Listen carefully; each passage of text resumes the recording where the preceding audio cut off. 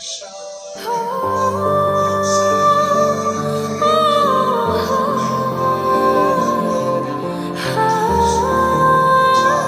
সেকশনের কমিউনিটির একজন ক্রিয়েটর, গেমিং রিলেটেড ছিল, রোস্টার ছিল, তো সে নাকি ইন্তেকাল করছে। তো ইন্না লিল্লাহি ওয়া ইন্না ইলাইহি রাজিউন।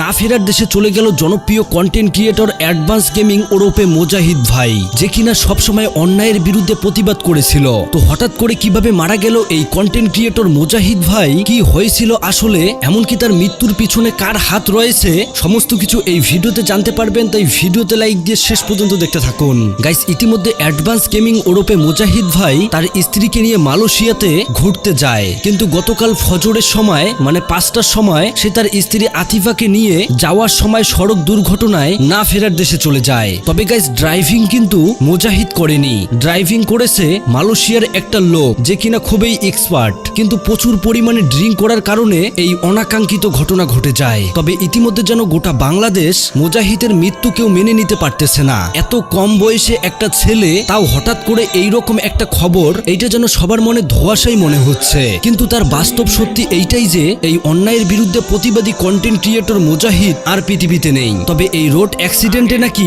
মুজাহিদেরও একটু ভুল ছিল। মুজাহিদ গাড়িতে বসার সময় সিট বেল্ট লাগায়নি, সিট বেল্ট লাগালে হয়তো সে বেঁচে যেত, কেননা হঠাৎ করেই মুজাহিদ যেই গাড়িতে ছিল সেই গাড়ির সাথে আরেকটা গাড়ির সংঘর্ষ হয়, আর এত পরিমাণে সংঘর্ষ হয় যে তারা সামনের দিকে হেলে যায়। তবে মুজাহিদের স্ত্রী আতিফা পিছনে বসার কারণে সে বেঁচে যায়। আর ইতিমধ্যে এইটাও জানা যায় যে যেই গাড়ির সাথে মুজাহিদের গাড়ি সংঘর্ষ হয় সেই ড্রাইভারকে মালয়েশিয়ার পুলিশ গ্রেপ্তারও করেছে। তবে এই বিষয়টা নিয়ে তেমন একটা স্টেপ না নিলেও এইটার কড়া স্টেপ নেওয়া দরকার মালয়েশিয়ার আইন সংস্থার। আর সেখানকার আইন ব্যবস্থা হয়তো এইটাও জানে না যে বিডি কমিউনিটির একজন জনপ্রিয় কন্টেন্ট ক্রিয়েটর এই মুজাহিদ।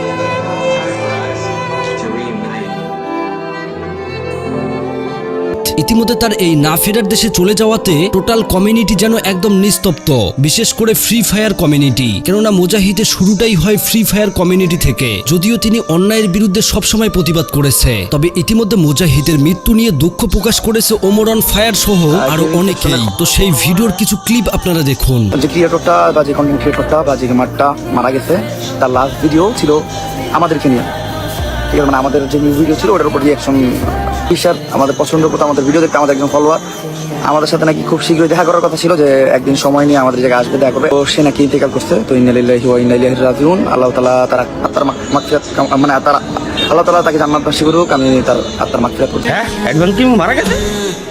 হ্যাঁ,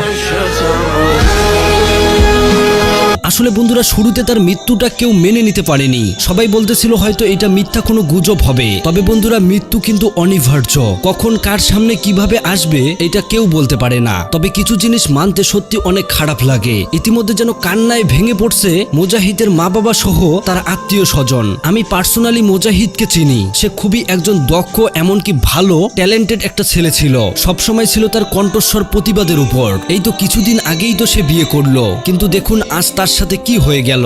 দুনিয়া সবকিছু আপনাকে ছেড়ে দিলেও মৃত্যু কখনো আপনাকে ছাড়বে না। You must answer Allah's call. আল্লাহর ডাকে আপনাকে যাইতেই হবে, এইটাতে কেউ আপনাকে রক্ষা করতে পারবে না। তবে কিছু জিনিস মানতে সত্যি খুব কষ্ট লাগে, যেটা অ্যাডভান্স গেমিং এর সাথে হয়েছে। তো যাই হোক প্রিয় দর্শক, অ্যাডভান্স গেমিং এর জন্য আপনারা সবাই দোয়া করবেন, তিনি খুবই একজন ভালো মানুষ ছিল। তো যাই হোক, পুরো ভিডিও দেখার পর যদি আপনাদের কোনো মন্তব্য থাকে অবশ্যই কমেন্ট করে জানাবেন। আর হ্যাঁ, পারলে ভিডিওটি সবাইকে শেয়ার করে দেখার সুযোগ করে দেবেন। আল্লাহ হাফেজ।